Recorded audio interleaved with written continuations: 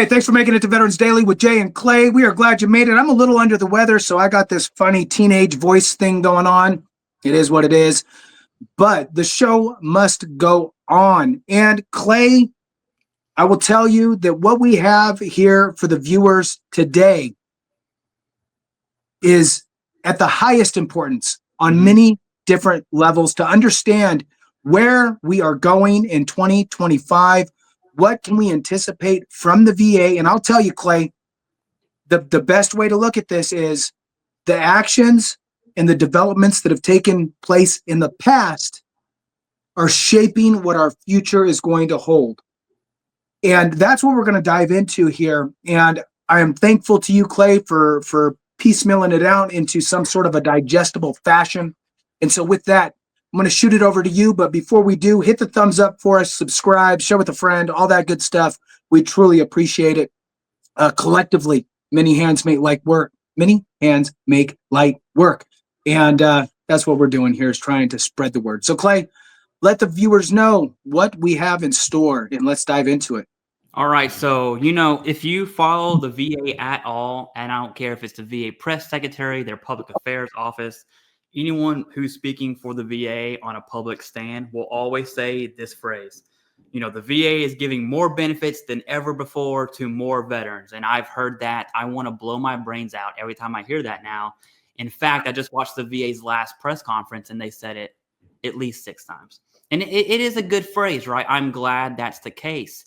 But we really need to break that down, because that, exactly as you put it, that's what led us to where we're at right now. And these are big issues. And so we're going to be talking about the healthcare side of the house. What does it take to establish veteran healthcare? And it's money related. Then we're going to shift to the VBA side of the house and talk about VA disability claims and why that matters. And then finally, that really gets us to the VA's budget for about a whole year. Well, the entire federal budget for about a year has been passed through continuing resolutions. And that's not how we operate, right? And so that's a huge country level issue that's absolutely going to affect the VA. On top of that, we have the EHR, the electronic health records, which cost millions of dollars. In fact, it wasn't working, and I want to say it cost about $30 million as a supplemental package, saying, "Oh, it didn't work. Let's throw more money on it." And so all of those really lead to one thing, and that's the transition of administrations of the VA, and that's really where we're heading. And then lastly, we have more pieces of legislation that were passed and ones on the floor. And there's 3 really that matter. It's the Elizabeth Dole Act, which is going to cost more money, but it's a very small, relatively speaking, that one's fine. Okay. You have the DBQ bill, which Veteran Benefits Improvement Bill, if you will, which I'm personally not a fan of. And then probably the biggest one to keep an eye out on right now, at least in my opinion, Jason, is completing the Mission Act. Now, that was a lot. And so real quick, before we dive into this, when it comes to where we're at right now, can you just explain that from your perspective and why it is an actual big deal? Like why we're talking about it on YouTube. It's a big enough deal to do a whole episode on this topic. So when you're saying this topic, you said a whole bunch of things, a whole bunch of topics. So of all the topics, or of one thing specific out of that? Yeah. So whenever you said this is of high importance because it's leading us to this point and where we're at, and we're right now 10 days away from this transitional period. Right. So what are your thoughts on that? Yeah. So here's the reality, right? The VA is its own living, breathing organism, really.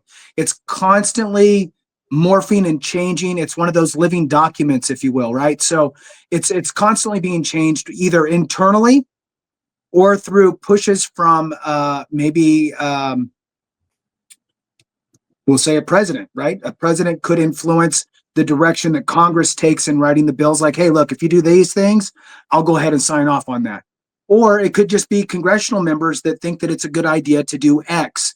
So there's a bunch of different moving pieces. Then we have these external factors, right? Like what we've seen with the rating schedule changes. Look, the VA is, like you've said before, Clay, the VA is not the leading authority on, this condition isn't as significant anymore because of these advancements. They're just picking up the baton that somebody else did all these studies on and going, well, this is the worldwide medical opinion, or at least the national medical opinion, that these conditions are now X instead of Y. And X warrants a lower rating than Y did, or whatever it is, right? You get my point. So we got these external factors happening. We have internal, we have congressional, we have executive branch level influences. Then let's throw on top of that, we also have all of the different veteran service organizations out there that are also lobbying and pushing and what have you. And I'll tell you this, of all the things that I just mentioned that influence the VA, where's your voice? Yeah. Right? Is it the president? Is it Congress? Is it the medical community? Is it the VA internal? I mean, my God, the secretary that we've just had for the last 4 years isn't even a veteran. So where is your voice? Is it in the service organizations? Because that's the closest thing that you have to your voice. And with that, I think that it's important to understand where we're at, what's already transpired through the different bills that have now become law. What setting does that put us in for? What sort of calamities have happened over the last 5 years, 4 years, whatever it is, that are going to now become a focal point for us moving forward, right? Not everything's great, I'll tell you that. And so there's going to be some scrutiny as we move forward. It doesn't matter if you change out a VA secretary or not. The scrutiny will be the legacy. And now we got to deal with that. So that's kind of my thoughts on it, Clay. Back to you. Yeah, that is, man, you should just speak for me. You are able to articulate your thoughts. I just have a bunch of mumbo jumbo up here in my brain. Now, I do want to talk about VA healthcare because, in my opinion, when it comes to budgeting for the VA, everyone always shifts to disability because, especially on YouTube, that's a higher topic. Relatively speaking, in the budget, disability is like way down here. Healthcare is billions and billions and billions of dollars. Seriously, it's hundreds of billions, almost 400 billion to be exact. And so when it comes to veteran healthcare, the VA's press conference, the last one that Secretary McDonough did, which was a few days ago, he made a statement talking about, we're going to deliver veteran healthcare. That's not the issue at hand. The issue at hand is, how does that look like? Is it going to be doubling down on community care, which is complete the Mission Act? That was submitted on the floor in HVAC, or is it going to be, hey, no more community care? Let's lead to on the VHA side of the house. And I can tell you right now, just from understanding President Trump's previous VA term there, and then Doug Collins' stance on community care, it's probably looking towards community care. And the VA secretary made a statement, and I kind of want your thoughts on this. He said that, we can't do both. So we're going to have to take or give. And knowing that we're probably leaning on the community care side, the VA secretary said, hey, does that mean that we get rid of primary care? Does that mean that we get rid of specialties? Or does it mean that we keep specialties completely, primary care, and we only have the burn pit specialties, the neurologist for TBI, really niche things that are hard to find? What does that look like? And that is I think one thing's for sure, veteran healthcare is going to see major changes probably within the next year, 2 years max. I think it's safe to say 2 years because you have the cycle there. So, yeah, I agree. So within the next 2 years, sure, major changes. What are we looking at here? The reality is that the doctors in which you're talking about for healthcare aren't paid what they could make in the civilian sector. So that is the big problem, right? If you're running short on doctors, well, then what happens? Then you have backlog. What happens when you have backlog? You have veterans that can't be seen within a certain time frame, which then forces them to utilize community care. Then once you start using community care, then what? Then you're like, well, wait a minute. This is working for me. I don't want to go back because I remember it sucked before. So I think that the problem is with a lot of this stuff, Clay, is that people neglect to focus on the root cause of the problems. And if the VA acted as though they had competition and the federal government allowed for appropriate wages as in comparison to the civilian sector and created an environment that focused on veterans as a customer who has a choice, we wouldn't be in this situation because the VA would be just flourishing, and we'd be like, oh my God, this is great. You're going in there and you're being taken care of and everybody loves you and whatever. So, but that's not the reality. The reality is that everybody wants their cake and eat it too. Now, the VA secretary's quote, you can't have it both. I disagree. I think that there's a hybrid version here, and I would challenge Doug Collins on this. I'm all about options. Okay, I'm all for community care. Why? Because it is absolutely impossible to have VA care for every single veteran across this nation in a substantial way. Mm-hmm. It's not cost effective. Now, in the very dense populated areas, sure, that's easy because even if the veteran population does this, you're still okay. Excuse me. So even when the veteran population moves, there's still going to be enough veterans there to allow the VA to function. But when you get into the smaller populated areas, you're going to run into supply and demand issues. And therefore, you're going to have to implement things like community care to bridge the gap. And that's why the Mission Act happened the first time, was they were trying to bridge the gap. This wasn't a screw over veterans act. This was absolutely, let's make sure veterans get seen. Don't care who it's from. Ugh, dying, man. So with that though, Clay, I think that the important piece is that I think that there's a hybrid version. I think that we could see shared facilities between the government and civilian sector medical providers. And, I think that we can also see that at a civilian provider's building or even a VA building, right? Where we have civilian providers in there providing to civilians. So I could see that, and I could see some more DoD partnerships as well between the VA and the DoD, bringing resources together for medical and pharmacy and all that good stuff. Your thoughts, Clay?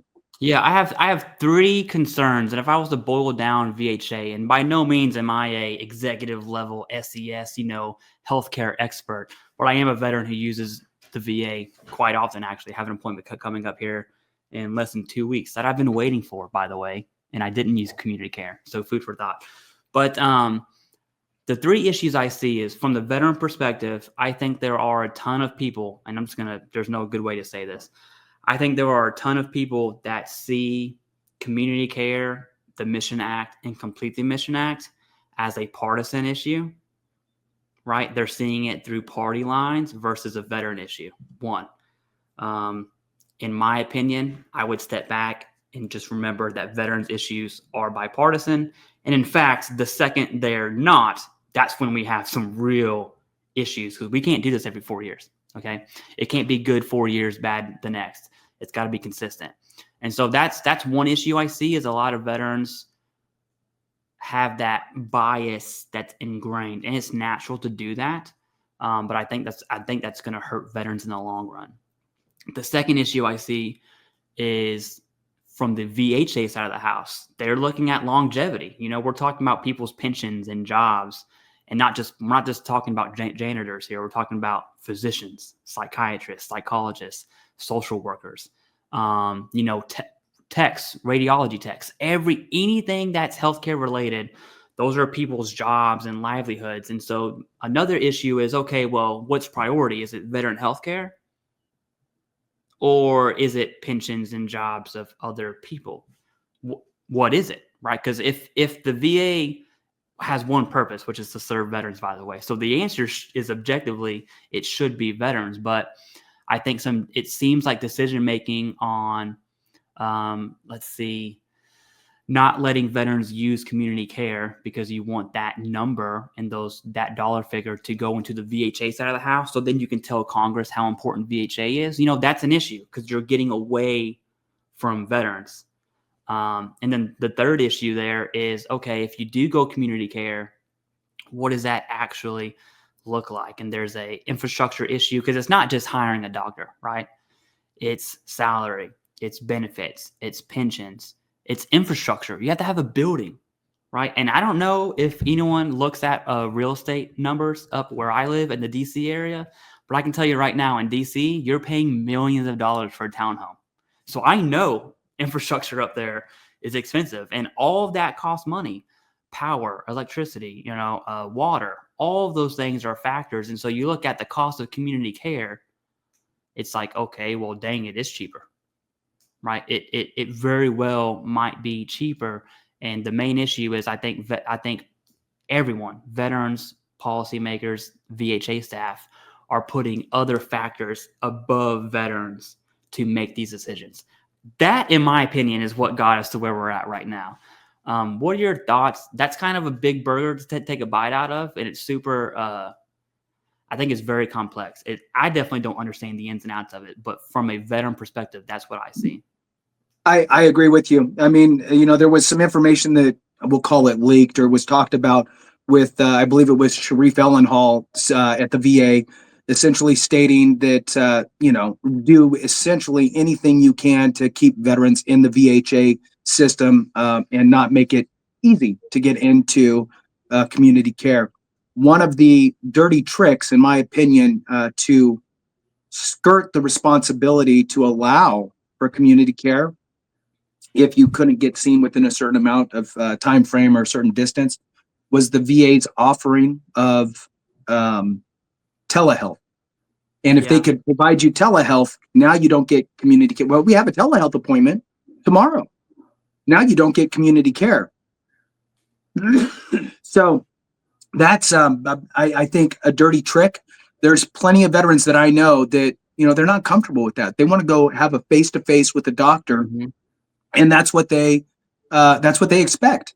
And again, if this was a private organization that was functioning as though we had a choice and we were the customer, you could bet your bottom dollar that they would be doing anything they can to satisfy what we want, meet us where we are, do what we are looking for and feel as though we have earned. Now, I agree. The cost of, and I've never ran the numbers, but to me, this is I'm on the same page as you. If you're utilizing community care, you've now negated any sort of HR complaints, worker comp, any sort of retirements, any sort of recruiting efforts, any sort of incentives, any of that. All of that is gone. Not to mention the brick and mortar stuff, but all the other issues that come with running a business that cost money, gone. You have no responsibility. It's done. So it only makes sense. Now, unlike the military, where we, the nation, gets to decide where you're stationed, the VA can't decide where you live, where you reside. So they have to follow you around. If every veteran from California decided that they were going to move to Nebraska, right? And all of a sudden, Nebraska becomes the biggest veteran populated state in the nation, the VA would have to close up all their shops in California, go out there, build a bunch of new stuff, and start functioning out there. So it sounds crazy, but that's the reality. We migrate, we move. And since COVID, as I'm coughing and hacking over here, since COVID, it's even become more obvious that people move. Your thoughts, Clay? Yeah, I've never thought about that aspect. And community care, even in dense populations, like for instance, in the DC area, it took me just over 2 months to get this appointment, and I absolutely rate community care. Now, I didn't go with it because it's not a time-sensitive thing, but I could have if I wanted to. But even in dense populations, community care is absolutely amazing. So my VA is in DC. It's about 20 minutes away from me. Now, if you've ever been in DC, there's a thing called traffic and other people. So that 20-minute drive is actually about an hour. I'm not joking. It's going to take me 1 hour to get from my house to go about 11 miles through DC. It's going to suck, and it's snowing right now. There's snow and ice on the road, so probably an hour and a half. And yeah, this appointment's going to be miserable. Then I got to come back. And I'm in a densely populated area. Think of someone who lives in Eastern Kentucky or like Arkansas, who's an hour and a half away from the nearest Walmart, right? I guarantee you there's no VA facility there. And to understand that the VA is trying to put other barriers in place to prevent veterans to use community care, which by the way is what led to the Complete the Mission Act. It's essentially the HVAC was like, hey, we're done with this. We're going to pass this. You guys are done. Don't do that at all. You know, for those in rural communities, community care is critical, right? I would call it critical community care, because you can't expect a Vietnam era, you know, veteran with diabetes and hypertension who probably drives a Ford pickup and that's a 30 years plus old, 2 hours one way to go get a healthcare appointment. It's just insane. And so yes, community care is absolutely critical. And I would argue that, I know this is probably not going to be, we're definitely going to get hate comments on this one, but I would argue that privatizing the VHA, not completely, but definitely doubling down on community care is the right move for many reasons, not just budget concerns, but if we're prioritizing veteran healthcare, that's reason number one.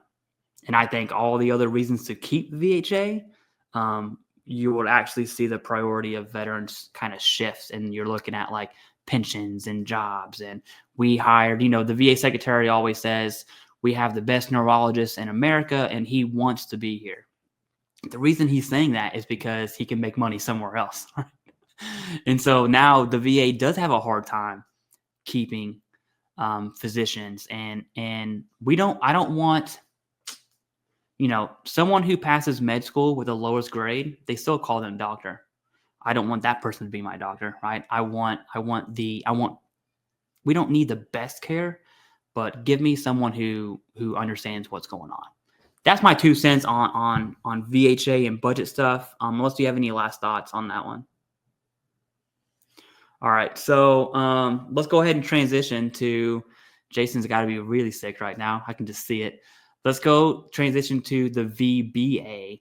And that's probably what most people care about, at least on this channel, is looking at VBA. And I'm going to say something that's a little controversial here.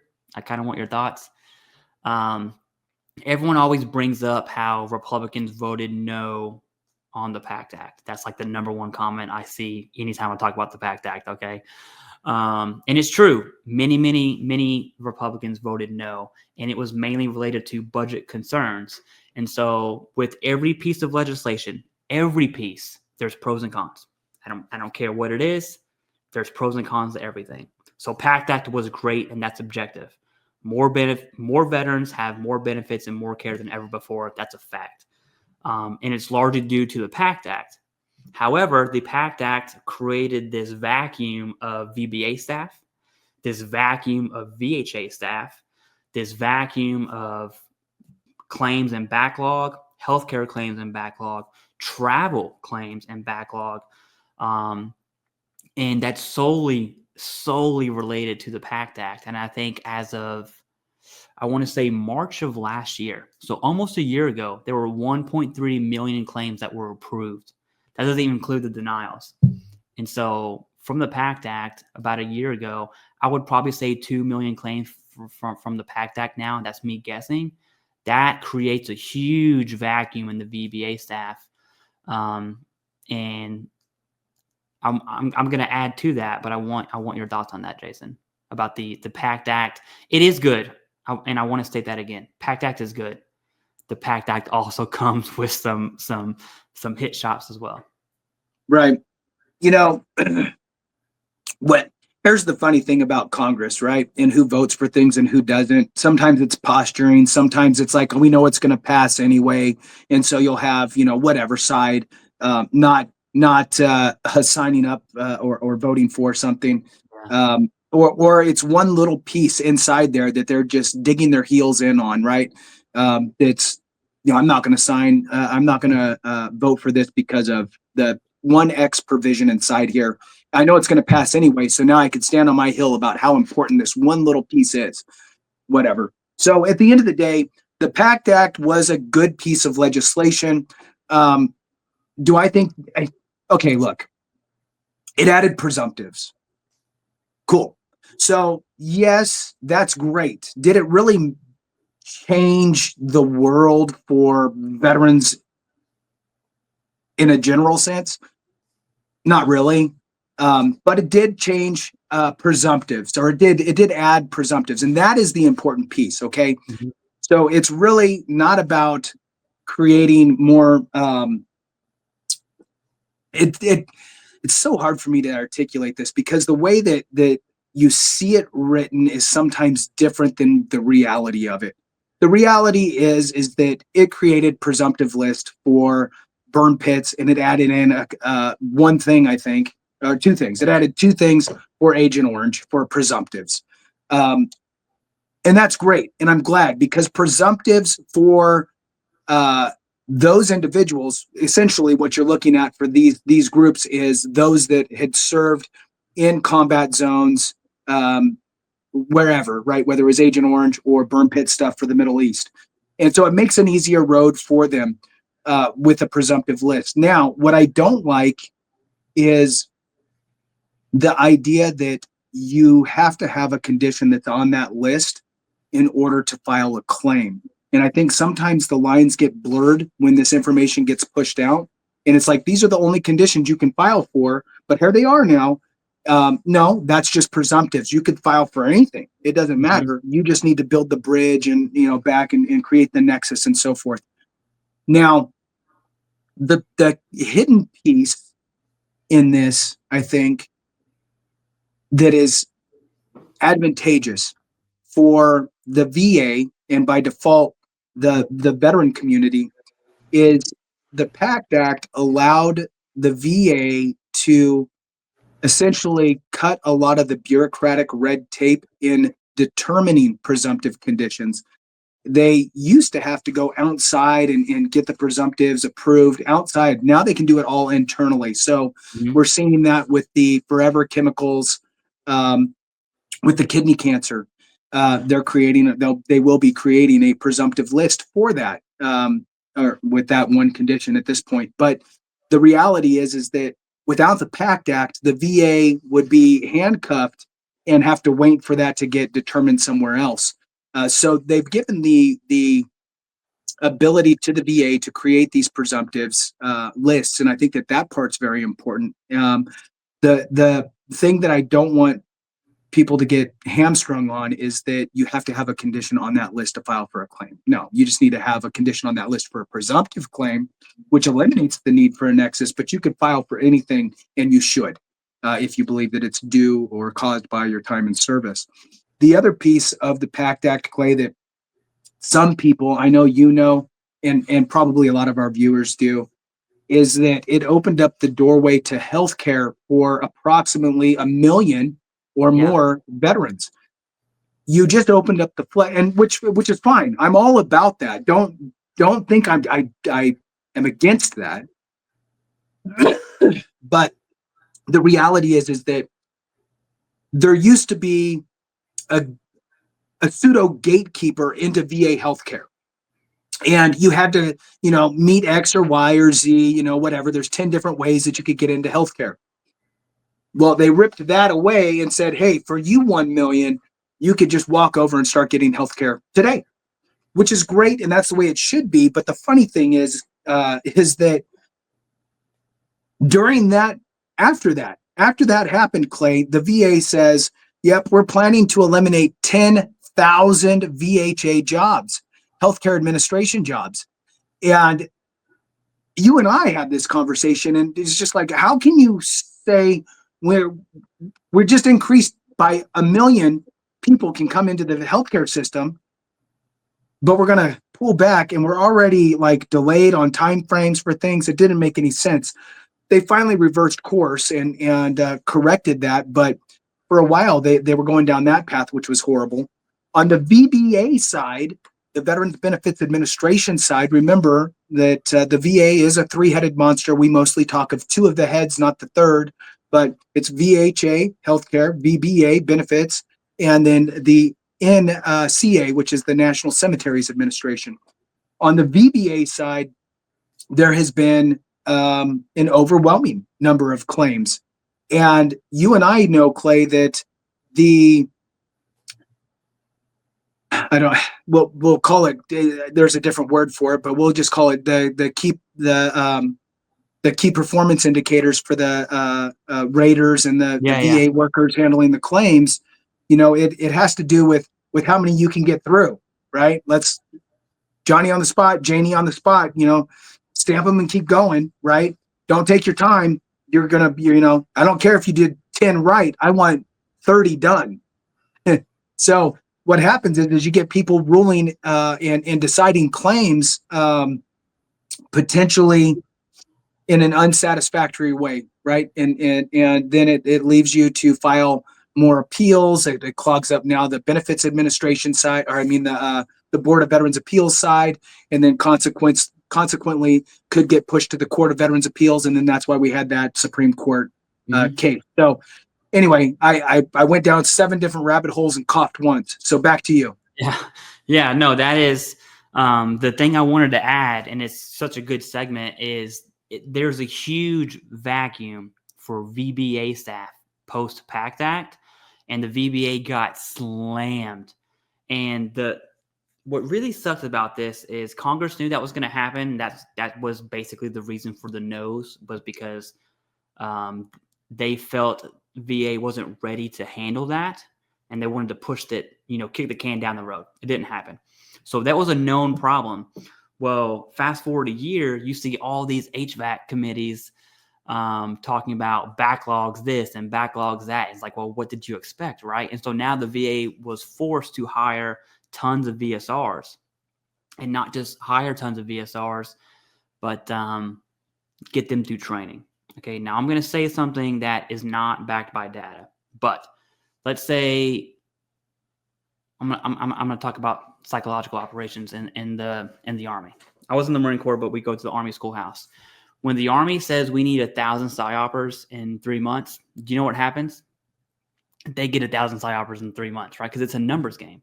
And so there's formal testing, there's summative assessments, the final assessment, right? All of these assessments. But at the end of the day, if you need to grade on a curve to meet that number, you're going to grade on a curve to meet that number, right? And that's not just a federal thing. That's a life thing. We see it happen in the school system as well. And so now you have these VSRs who must get pushed. And the reason I'm saying that, and I just did a one-on-one this morning right before we had hopped on, Jason. I met with a veteran who had IBS, diagnosed, Desert Shield Storm veteran. It was it's an undiagnosed illness on the private record side. And the VA, his claim, there's different types of VSRs. There's adjudicators, those who gather your evidence and order C&P exams, those who rates, and it's a whole system.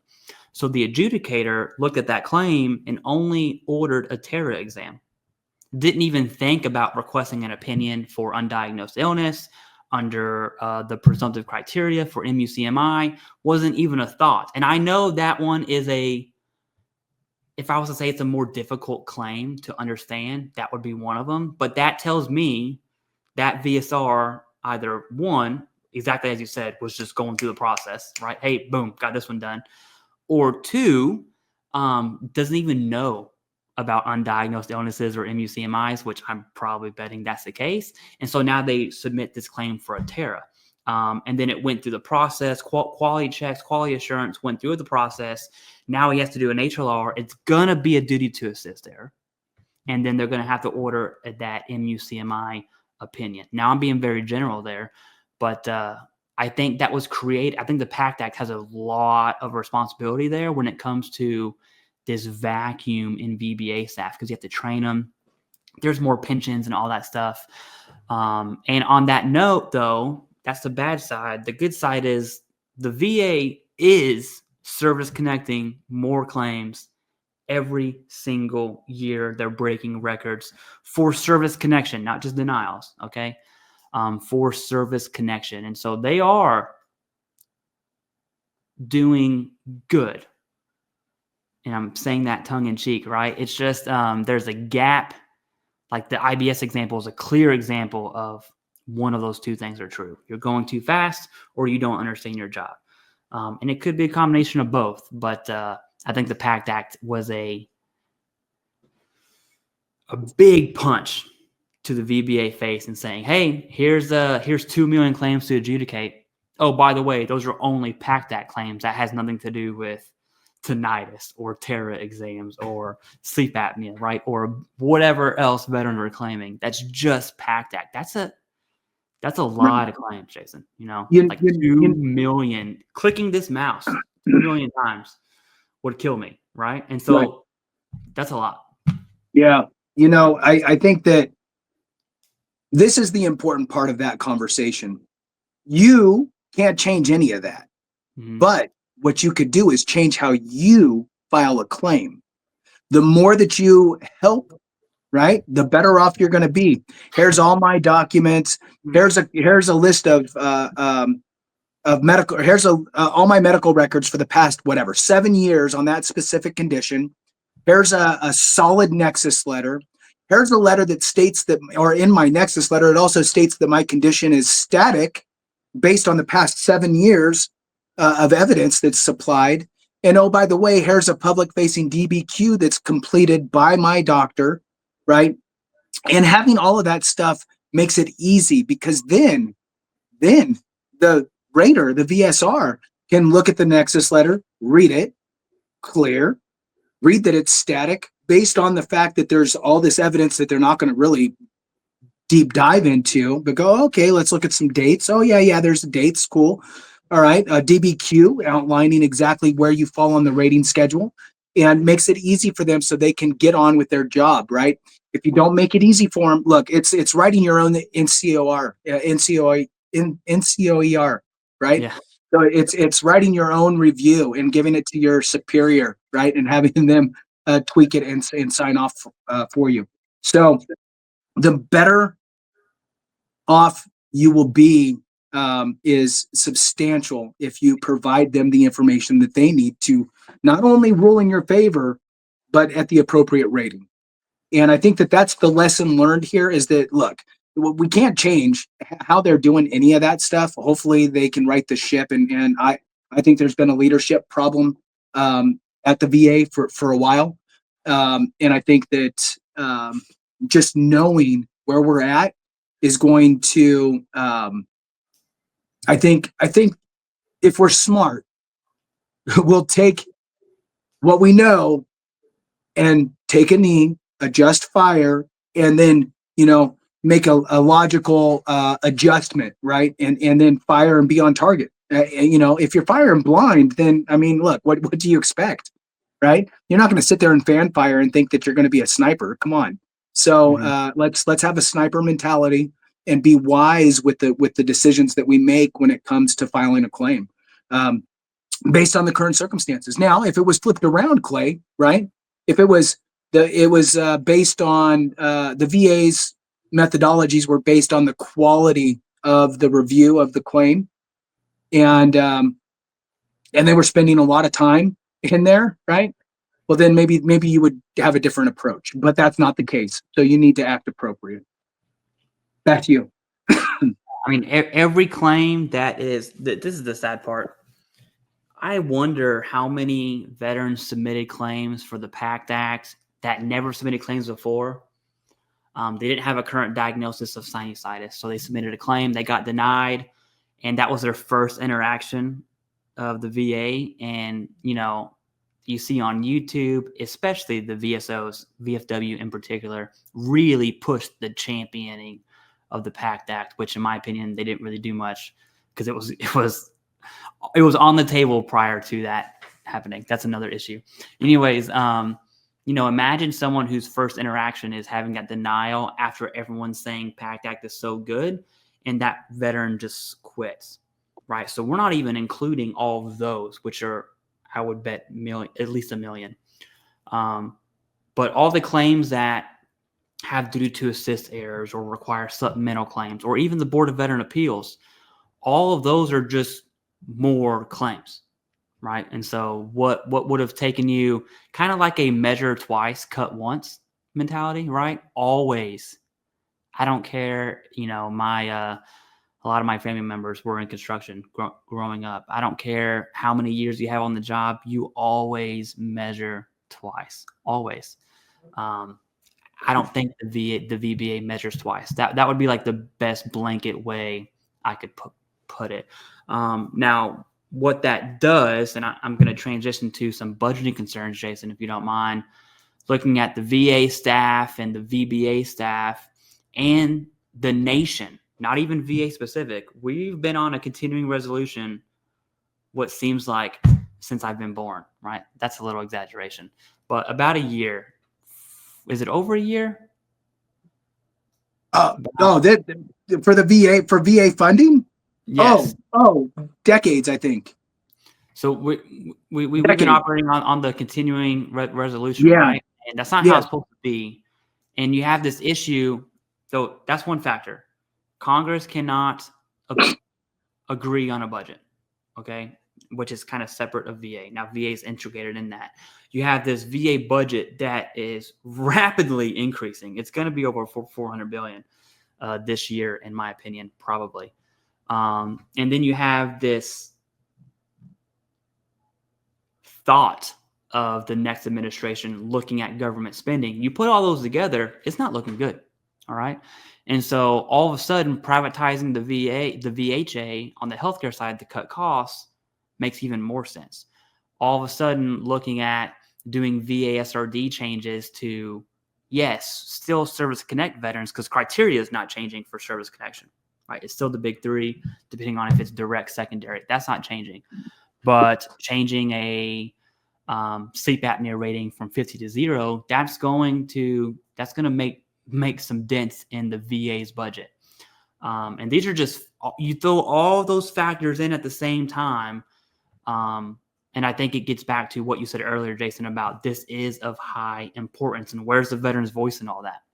You know, the VA SRD changes has a public comment period, and it's been confirmed the VA secretary is very heavily involved in the comment period for VA SRD changes. But those are out the window now. They're only open 60 days, right? And so really, not to be all doom and gloom, but to answer your question, where's the veteran's voice? I don't think we have one. We don't. I don't think so at all. We don't. I mean, you could argue the VSOs, but they have their own agenda. Agreed. Right. Would be a good way to say it. But I don't think we have a voice at all. Yeah, I agree. And look, there's plenty of groups out there, and arguably smaller groups with louder voices. And I've said it before, and I'll say it again: quiet mouths don't get fed, right? And so take from that what you will. But the reality is that we need to link in arms. And you talked about it earlier. This is a bipartisan thing. Look, I don't care what flavor anybody is as far as their political aspirations or whatever. It doesn't matter. We're talking about veterans benefits. We're talking about veterans, and it's bipartisan, and we should link arms with our brothers and sisters for the betterment of the veteran sphere, which includes spouses, surviving spouses, survivors, dependents, parents, all that stuff, right? All the people that are impacted through the benefits in which we've earned. I think that it's that time. And I think that we do that with numbers. And I think that looking at it through the lens of the veteran sphere, which I've talked about before, Clay, is the more appropriate way to do that from a numbers perspective, right? Instead of 18 million veterans, it's 50 million citizens, right? Or what have you, right? That are impacted by the by veterans benefits in some shape, way, or fashion. So 50 million is a much bigger number to work with, and I think that we can actually get things done. Not to throw a curveball in here, but now that I'm talking about it, I think some folks that really had, and I'm gonna preface it with this. I know that there's some people out there that disagree with what I'm going to say. I'm okay with that. At the end of the day, I mean, be involved. I'd rather you be involved and be against what I say, but be involved, Yeah. rather than not. Right? I'd rather the elected officials out there know that we're paying attention than we're all saying exactly the same thing. Now, ideally, we'd all be saying the same thing, but at the same token, look, it's your right, it's your life. You speak what you feel. And what I'm talking about here is the Major Richard Starr Act. I am blown away that thing never passed, because these are folks that were at the tail end of their career, and the military just said, look, you're not fit to serve anymore. You gotta get out due to your disabilities. And they just got hammered. And and they're receiving a military retirement, medical retirement, but they can't receive any disability compensation. And if they do, it just gets offset. And so, you know, again, I think that if this is just the example, whether you disagree or not, it's just an example. I think that if Congress knew there was 50 million people out there that said, you know what, you got to do right for veterans, that probably would have passed. But I think that they go, it's such a small portion within such a small portion within such a small portion that nobody cares. Mm-hmm. And when we, as a veteran sphere, go, well, that doesn't impact me, so who cares? Once we start doing that, we're not going to get anything done, right? We need to go, you know what, if it helps out my brothers and sisters, and it's the right thing, right? You have to take off, your whatever hat and just sit there and go, is this the right thing or is it the wrong thing? If I were in that person's shoes or whatever, does this make sense?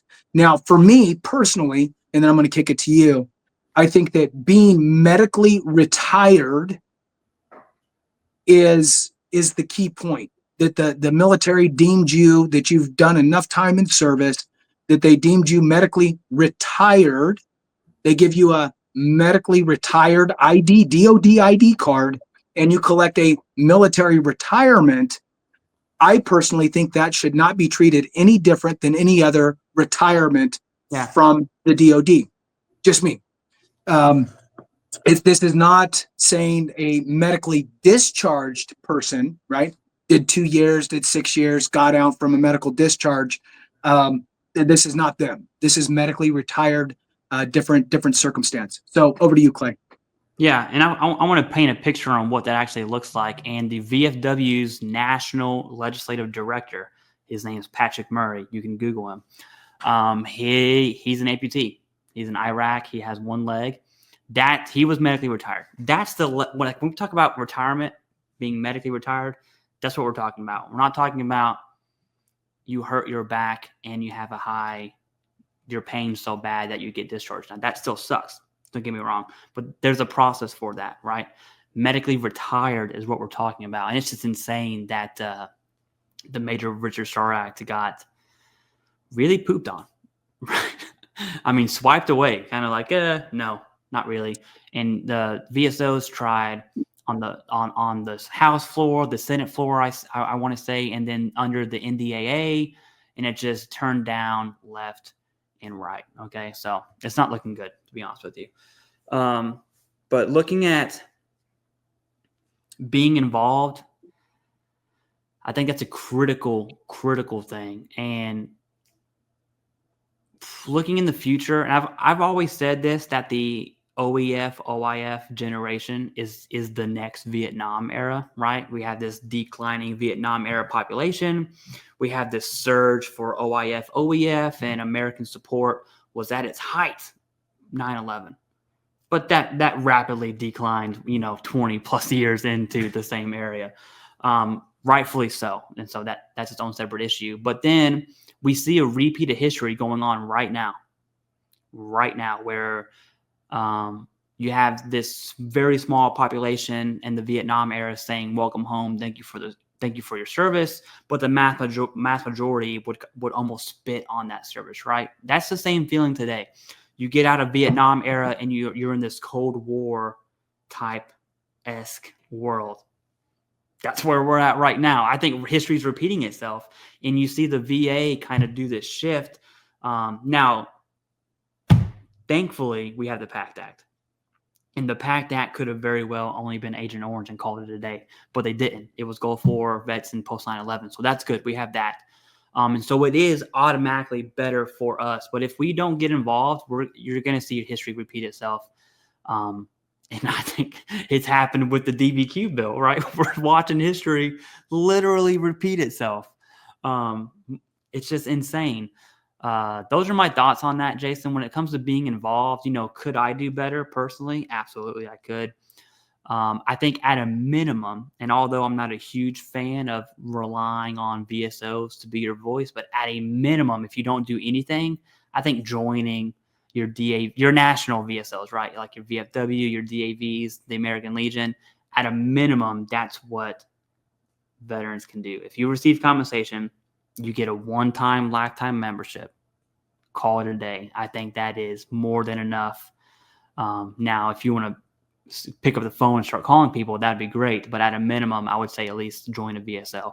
And I'm not the biggest fan of VSO legislative priorities either. Okay, so that comes with its own territory there. Those are my thoughts on that.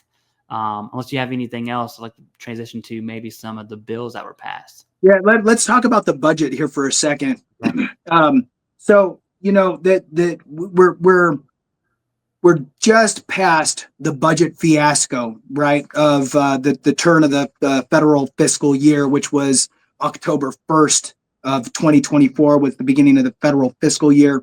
And prior to that, right, because we're talking about what we're going to be seeing as we lean forward, right?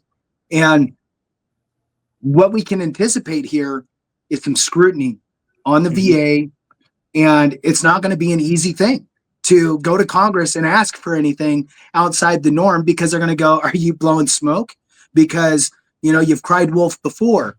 Just a quick recap is when the VA presented its budget request back in whatever month, maybe March or so of 2024, they said essentially everything looks good. We should be able to operate at the levels we're at, and everything looks great.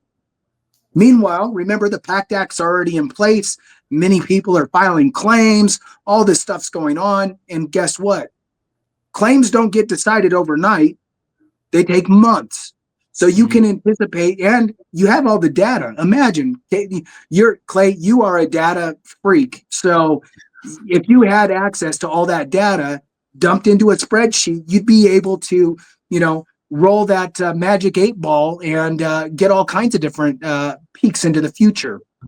So, what's the denial rate? What's the average award compensated? What's the average back pay? All of these types of numbers are now at your fingertips, really.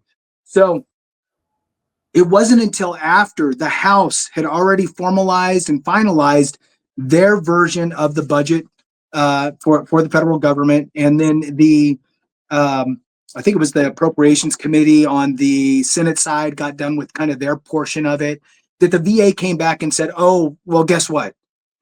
We were wrong. We need $3 billion, actually, before the end of this fiscal year, which was the end of September of 2024. We need $3 billion to ensure that we can pay out our disability benefits to our veterans. And oh, by the way, there's another $12 billion that we're going to be short for next fiscal year, which is now we're in, of $12 billion. So $15 billion total. Well, the fiscal year came and went, the beginning, and the VA somehow was actually positive $5 billion on their veterans benefit side, which means they weren't short $3 billion. It meant that they're actually surplus $2 billion. So their accounting went from we're fine to we're short $3 billion to, oh, we're over $2, but you gave us $3, so now we're over $5 billion. I'm pretty sure I could do better. So then we got the Veterans Healthcare Administration, which has the $12 billion, And the VA recently, I don't remember when, maybe a month and a half ago or so, came out and said, oh, well, you know what? That 12 billion that we're going to be short, it's actually like 6 billion instead of 12. So they were 50% off and off at a $6 billion amount. Ridiculous. Your thoughts on that, Clay? Yeah, so my wife probably wouldn't want me to share this, but she's not going to watch this anyways, at least not an hour in. But she's a finance manager, okay? And so she always talks about big budgeting stuff for government contracts and all that stuff. And basically, they have a rule called over-under, and they generally do a 5 to 10% buffer. And if you just look at those numbers, that's way beyond the buffer. And what I'm alluding to is whoever does that budgeting finance either one made a huge mistake, multiple big mistakes, I should say, or two is not good at their job. Now I'm probably leaning on number one, which a byproduct of that is not being good at your job anyways. But yeah, it's just when you take that budget issue and then you take the other factors of, okay, government spending's in the spotlight. Right now, government spending is like a top priority for the House, the Senate, and the president. That's a big deal. Okay. You look at other spotlights like community care. Okay. Saying, hey, VHA, how are you over budget 12 billion? It's like 6 billion. If we just do community care, we'll actually save money, right? So you have all these other factors at play that really lead into, yes, in 2025, there are going to be massive changes from 25 to 27. I would expect the biggest VA changes to happen since, well, I guess the PACT Act is the biggest one, but prior to the PACT Act, it was like never. Okay, the VA basically sucked until the PACT Act came around, and then now all of a sudden it's in the spotlight. Would be a very quick way to say it. Well, I don't know. Let me jump in there real quick. I don't know about that. The Mission Act was pretty sweet. The AMA, the Appeals Modernization Act, was also fantastic because that's what created the ability to do higher level review, the supplemental claim, or choose the the Board of Veterans Appeals directly. And then also Blue Water Navy was huge for Vietnam era. All right, I know you're too young for that, but that was a big one. So there was some big things. PACT Act was great. Don't get me wrong. That was really impactful for Gulf War. Absolutely the most impactful thing for Gulf War that's ever been. But prior to that, there was these other things that were pretty good. Yeah, and I think we're gonna have like the scale that PACT Act changed things. I think we're gonna have that again, not in this year because legislation takes time, but within that 2-year span, I think we're gonna have major, like for real, major changes on VA healthcare specifically. VA changes are gonna, I mean, that's probably gonna happen this year. And then how the VA keeps records, like the electronic health record management system, whatever they're calling it, which I'm no expert on that, but I can tell you, hearing from VHA staff on the West Coast, because it's an Oregon, Washington State thing right now, they're not big fans. And actually, someone's suing the VA over EHR right now. So that'll be fun. But yeah, those are my thoughts on budgeting. Is there's so many factors at play. The VA's fumbling. They've been fumbling. There's other entities looking at government spending. The VA is the VA spends money.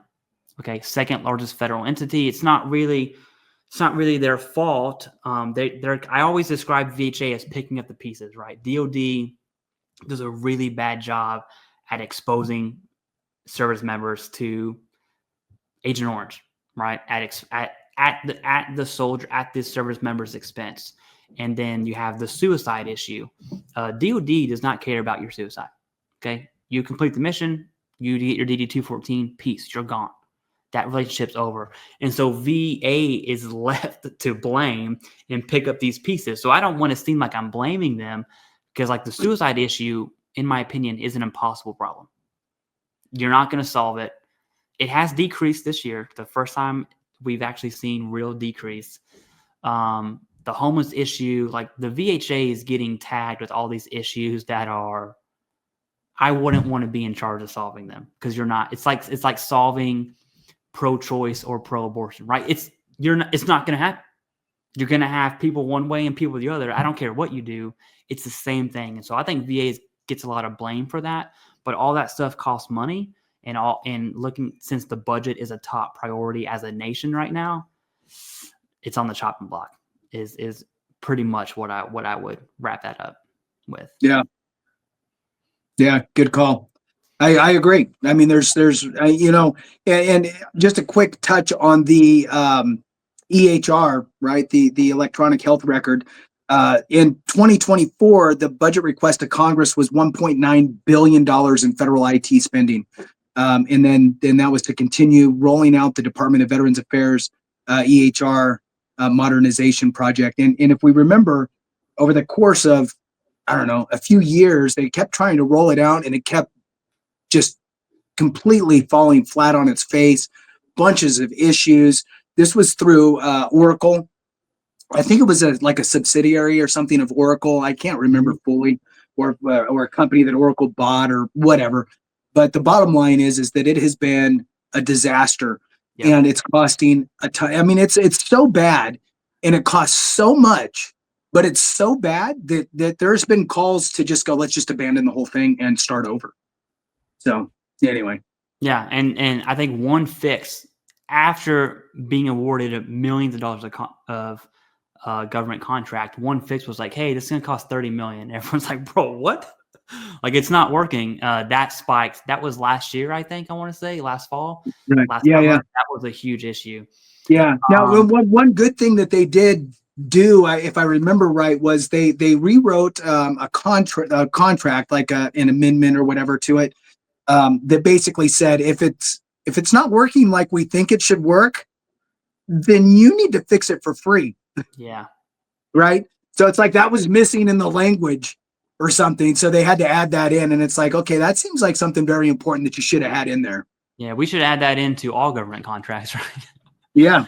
I guess the last topic to wrap this up, Jason, and I know you've done videos on this on Veterans Info Tap. I've done videos on this on the CivDiv. We've done a video on this here. And since then, I've had some time to really chew on that and look at veterans' comments and just see what the community thinks. And there's essentially two ideas on this DBQ bill that was passed, okay, which is essentially the VA secretary has the power to remove public DBQs. And majority are against it, which in my opinion is the right answer. And my opinion is always right anyways. That's a joke. But the kickback, and not just one or two comments, I think across the three channels, I would probably over 100. I'm not sure. And those are people who are commenting. So it doesn't include all the people who are not commenting.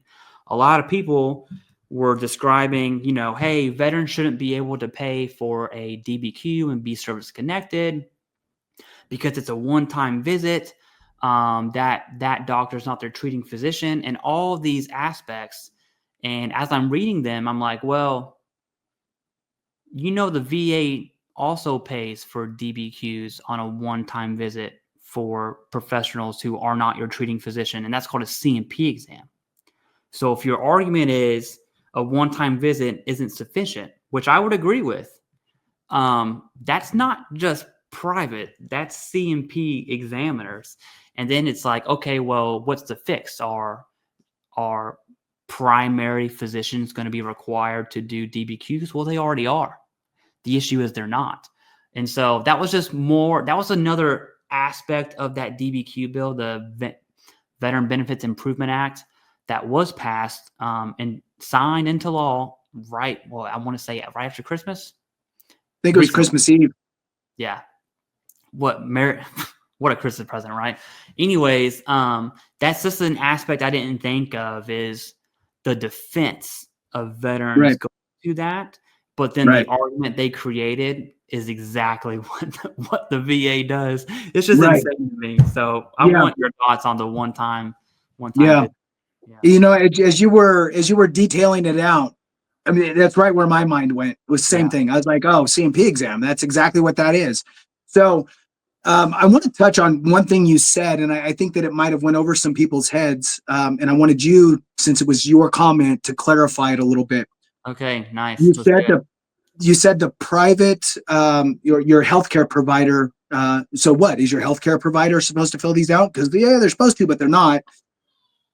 What are you talking about? Yeah, so there's a Describe that to VHA. folks. Yeah, there's a VHA directive. It's 1134.2, I want to say. There's a dot number in it. You can Google it.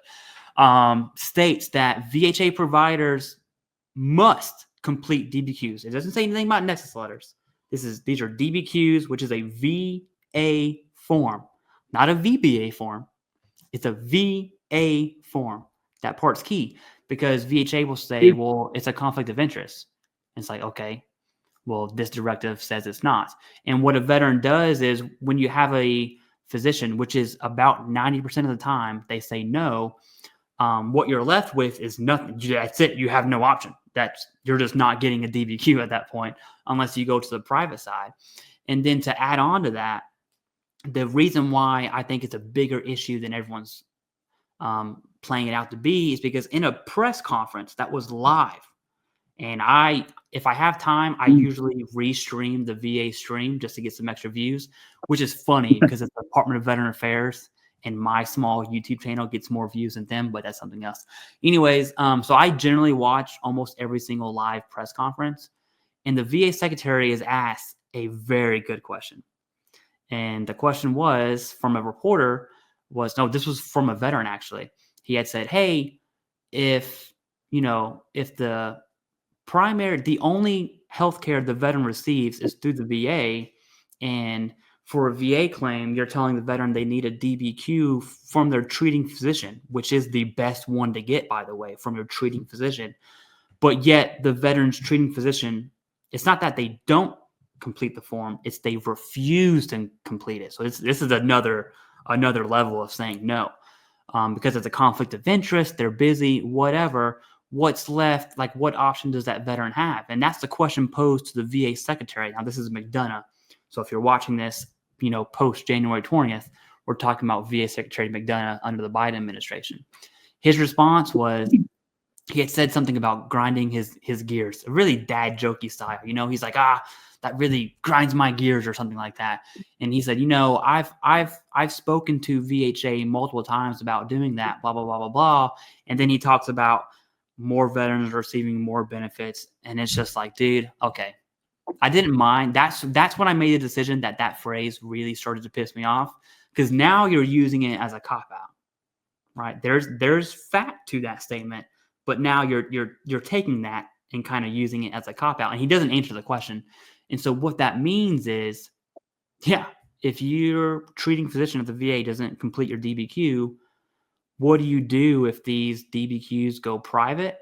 Well, you're not getting a DBQ. One, now it's not the end of the world, right? And you know what, Jason? Let's kick it to you on like how could a provider still incorporate the required evidence? Because evidence is evidence. I don't care if it's on a DBQ form or a napkin, right? Evidence is that. Right. Now, you don't want a medical evidence on a napkin, but you get what I'm saying. Right. So, one of the things that we think about here is, okay, if the VA is my only provider and they won't, okay, well, now you're left with where the hell am I going to go and how can I do it? You can go out to just find a doctor somewhere in your neighborhood or whatever and see if they'll do it. Now, here's the thing is that VA claims are kind of half medical and half legalese.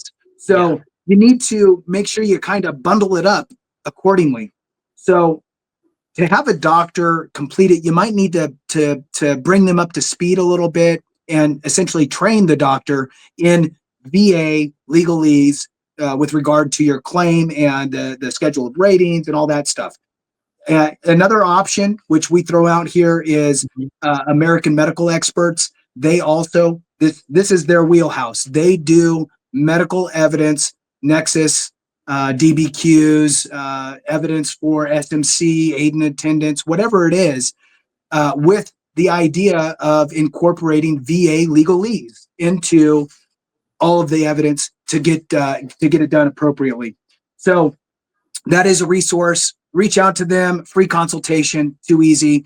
Make an informed decision. If you move forward with them, great. If not, that's fine too. I don't care. Clay doesn't care. It's just another option because sometimes we don't have options. So here is an option. Now, what happens if the VA removes the public-facing DBQs? Well, number one, it shows the VA has decided to make it a steeper hill for you to climb. They've just hit the incline button on the damn treadmill. Okay. And that's annoying. So, one, it's frustrating and it just kind of shows the cards, and you got to kind of peek behind the curtain a little bit and wonder why. Why are you doing that? Now, it is what it is. At the end of the day, what is a DBQ? Okay. A DBQ is a disability questionnaire. It's a blank form. There's nothing on it. I mean, there's some questions, but there's nothing relevant to you. It's a blank form. So garbage in is garbage out. I mean, the form can hurt you as much as it can help you, depending on what's put in it. So understanding that is important. Now, what do I imagine would happen, or what would I do personally if I had to file a claim that would require a DBQ that would help me get the appropriate rating, and I didn't have access to a public-facing DBQ? One, I would probably ask my doctor, who's probably not at the VA because they won't do it, so a private doctor, to outline all the information that I would need to show the VA to rate me appropriately on that specific diagnostic code and the ICD codes and the durations. And I'd have them throw in static if that's a possibility, if my condition is static, and the levels of severity, again, related to the rating schedule for that specific body system and specific condition. And what I would imagine would happen here is we'd be able to do that and get it on a nice letterhead and very clear and concise. And I would supply that as the evidence, in addition to my medical records and all that stuff and my diagnosis, all the other evidence. But I would also have this kind of a 1-pager or 2-pager of all that information. And what I envision an organization like AME, American Medical Experts, what I imagine they would do is they are board certified doctors. They can do all the telehealth. They can do diagnosis. They could do everything. What I imagine they would do is, okay, well, DBQs are gone. Great. We'll create our own form. And it's going to be called the severity, symptoms, and something form, right? Veterans severity and symptoms form. And it's going to outline all the information that was previously on that DBQ, but in their own format, because it's going to be the same information that's needed. That's, again, cross-referenced to the schedule of rating. And it's just going to be a public form, not a VA form. And that would be utilized. So that's what I would do. And this is what I think that organizations that are veteran friendly, that provide these types of services for veterans, what I think they would do. Your thoughts, Clay? Yeah, no, that's exactly right. I don't know. I'm not sure about creating their own form, but I can talk about there are still private DBQs right now. TBI is one of them. You won't find the TBI DBQ on the public list because it's private. And so what, a neurologist will do, or psychiatrist, depending on what we're talking about here, they will just incorporate the evidence into the Nexus Letter in the same format. All a DBQ is the foundation of the Nexus. In fact, no DBQ, no Nexus, right? Because DBQ has your diagnosis, it has your symptoms, it reviews your medical records. The Nexus is just a paragraph format of a DBQ, so to speak. And so evidence is evidence. It's going to be in there one way or the other. And we see that currently with TBI. So it's not, I don't want to say the sky's falling. However, I think your analogy of hitting the up button on a treadmill, although it's been a long time since I've been on a treadmill, I do know that hitting that button really sucks, right? And that's exactly what it is. But to wrap this up, I think veterans need to be involved. I think we have we're not involved right now. That's the baseline. We're not involved. At a minimum, join a VSO who has legislative priorities. at a bare minimum, maximum, get your whole family just to start calling your house reps, especially if your representatives are in the HVAC, right? If you have HVAC reps, like Luttrell would be a good one for Texas. If you're in that district, I'm going to give you a challenge. I would say you're obligated to start making some calls, right, for those representatives specifically in HVAC. That's all I got, Jason. Yeah, that's a good point. And look, it's about the I'll say the perception, right? So if our congressional members have the perception that we're actually giving a shit, maybe that's going to be a good thing, right? So even if you don't get fully involved, find out if you don't even know who your congressional member is, find that out. On their website, you can send them an email, and just send an email about the fact that you're paying attention and that you're a veteran constituent and that you care, that they're veteran friendly or whatever, right? And it's just one more set of eyes that's watching them, and they know. Here's the thing. Elected officials play to those that are watching and paying attention. Those that aren't watching or paying attention, they don't care about. They're playing to those that are paying attention. And the more that you pay attention, the better off we'll all be. And with that, Clay, we'll go ahead and end it there. Thanks so much for watching. We really appreciate you guys. Have a great one. And remember, if we don't take care of each other, something went wrong.